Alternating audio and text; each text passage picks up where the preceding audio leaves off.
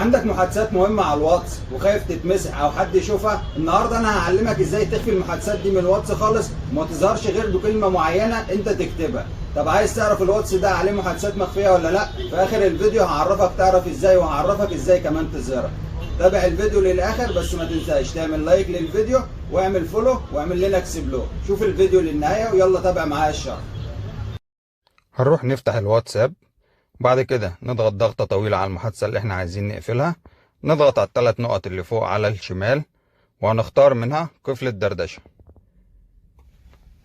بعد كده هنضغط على متابعة، هيطلب منك بصمة الصابع او بصمة الوجه تدخلهم. كده المحادثة بقت مقفولة بس لكن مش مخفية. لو سحبنا لتحت زي ما انتوا شايفين المحادثة لسه ظاهرة. تعال اعرفك ازاي تخفيها. هندخل عليها وبعد كده هنضغط على الثلاث نقط اللي فوق على الشمال وعندنا هنلاقي اخفاء الدردشة المقفلة. هنفتحها، هيطلب مننا ان احنا نعمل رمز. الرمز ده مش لازم ارقام، ممكن اي كلمة انت تعملها زي مثلا افتح يا سمسم. هنضغط على التالي ونأكد الرمز تاني، وبكده خلاص المحادثة بقت مخفية. هنطلع بره تاني وهتيجي تسحب لتحت مش هتلاقي المحادثة خالص. طب انا عايز اظهر المحادثة، هتروح على العلامة بتاع البحث وتكتب فيها كلمة السر اللي انت عملتها، افتح يا سمسم.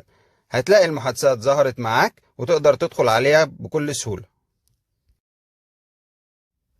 وبكده نكون وصلنا لنهاية شرح النهاردة. لو عجبك الفيديو متنساش تعمل لايك وفولو واعمل لنا اكسبلور عشان يوصلك كل جديد وتشوف معانا الحركات والتريكات الجديدة.